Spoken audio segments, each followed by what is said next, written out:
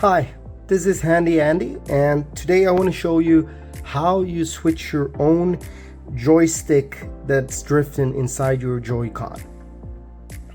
And you need a couple of tools to do this, and it takes some simple steps. I have a link in my description where you can buy this type of toolkit.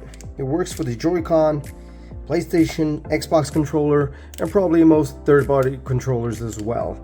I have my own tool set here. I recommend having a tweezer to remove cables and such and small things. I also recommend to have a bending tool, which I call the poker. If you need to bend open something, I will show you how to bend the battery out of the way as well. And then a screwdriver. And you need a tri-wing tip for the Nintendo Joy-Con screws, and you need a Phillips tip for removing the motherboard out of the way, or the cover that protects the motherboard actually. And I have a joystick replacement here as well. This is like the original joystick from Nintendo.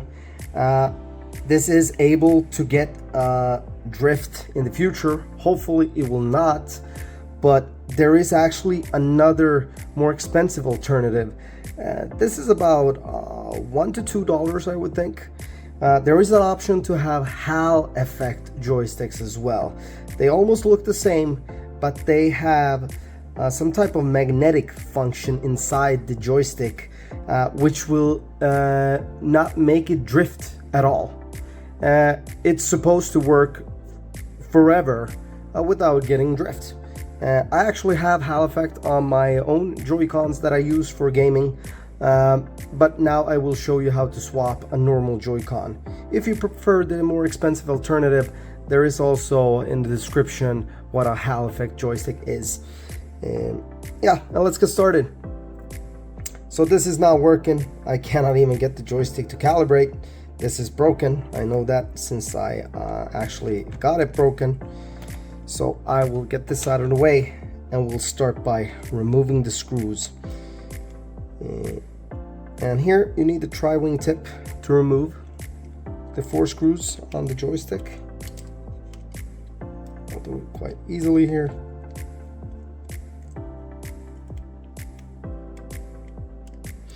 And if you're a first timer doing this, like always, do it step by step. Take your time and have patience. There will be small cables inside and such that you might have to remove, and when you do that, it's really good to be patient and just do it slowly and carefully so you don't break anything else inside. So here I will bend this open. You already see the ribbon cables here.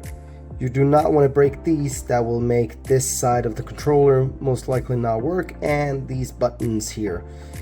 I will turn it over now, and the first step is to remove the battery from its place. This is where I use the poker. I will put it underneath the battery here and bend it upwards.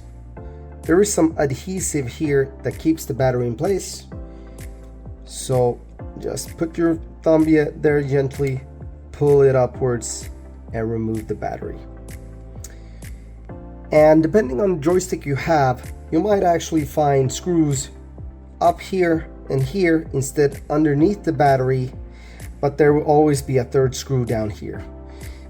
In this case you see 4 screws, but it's only these 2 that gold looking like that actually holds this cover in place. These 2 metallic looking screws actually hold the motherboard in place. So you don't need to remove these. I will just remove these 3, and I will start by doing that now. And to do that, we need to swap out the tri-wing tip for the Phillips screwdriver tip. So let's get to it.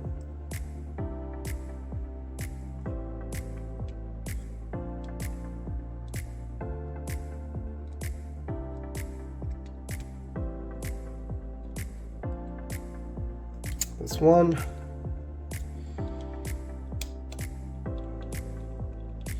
And they're quite easily removed. It's 2. And that's 3. So they're off. And since I've been doing this quite some time, I won't actually remove the battery here. You can with the tweezer take at the base of the cables, you can put the tweezer underneath, just pull it upwards, and you can remove the battery. Or you can just leave it be, remove it out of the place, and you can now remove this cover here. It has the trigger up here as well, so remove it to the side, and you will see there's a cable connected to it as well. So just remove it to the side like this, and now you see the motherboard and the base of the joystick here.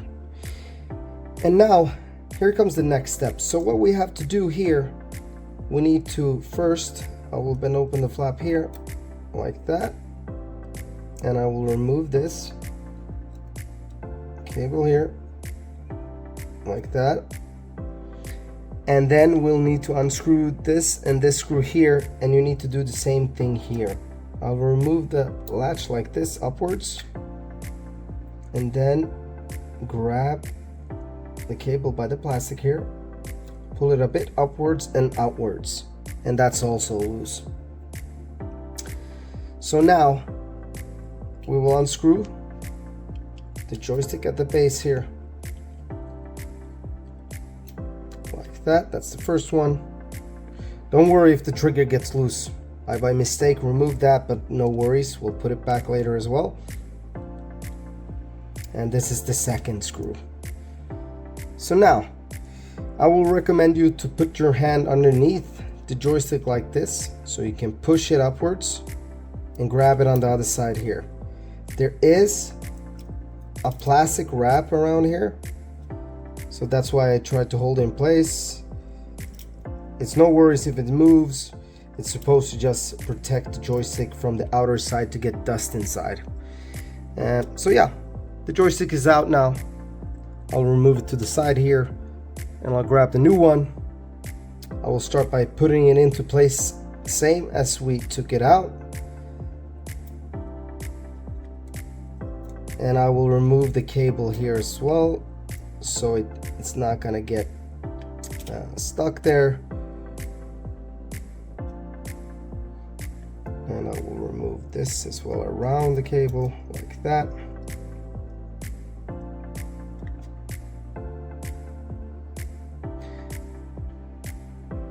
And then let's see here now. So there are two ways about this. I will put this cable into place first. You can actually put the screws back in first if you want to do that. Either way is fine. Let's see. Here is the famous patience you need to use. Okay, there it went in. Like that. I will actually push down the latch with my finger. You can either do it with the tweezer as well. And then I will start putting the screws back to have it in place, so I can put the other cable back as well.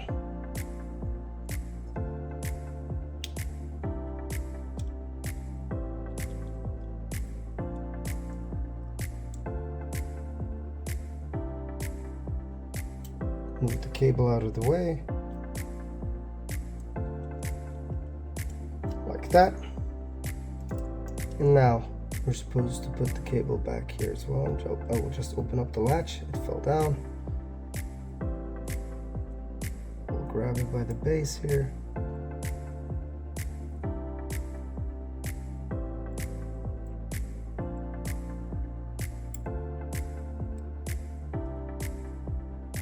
Like that. And I will push it over like that again with the finger. If you feel comfortable by doing that, do it. There's usually no issues because these latches are quite well in the open, so you won't break anything else. Otherwise, you just push it down with the side of this, or you can use the plastic tool as well to push it down like that. Either way works. I've done this several times. That's why I feel quite comfortable doing it with my fingers. Yeah, and now we'll put the trigger back as well. Just align it with the slot for the spring here and push it a bit to the left. So now it hooks into here, and it's in the pocket for the spring and on the button itself. When you press the trigger, you can hear the clicking sound as well. And now it's time to put it back. I will just turn this over again, since the cable goes around the trigger here. I will put it on top like this. See, it's in place. Yeah, seems good. Start by putting the screws back as well.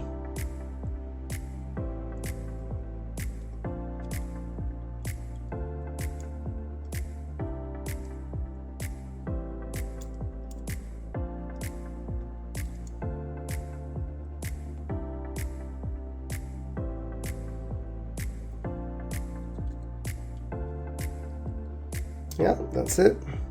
And then we'll put the battery back on the adhesive first, push it down a little so it's in place.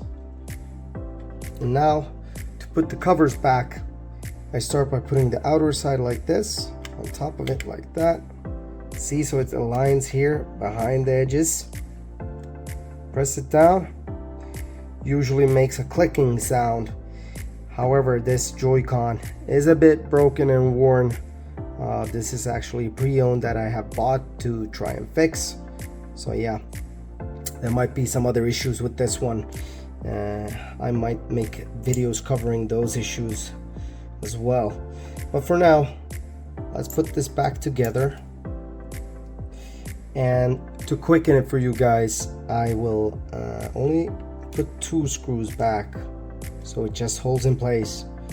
And I will attach it to the Joy-Con and see if we get reaction on the new joystick that's in place.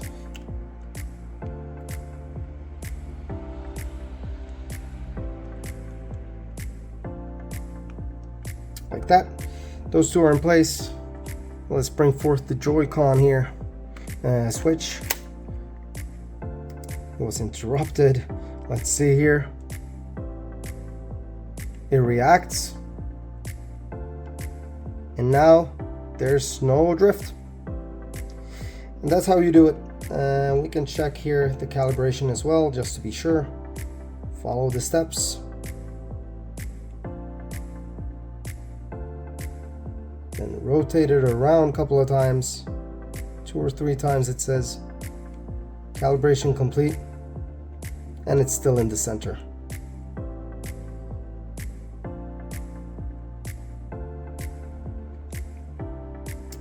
And that's how you switch the joystick by yourself in a couple of easy steps.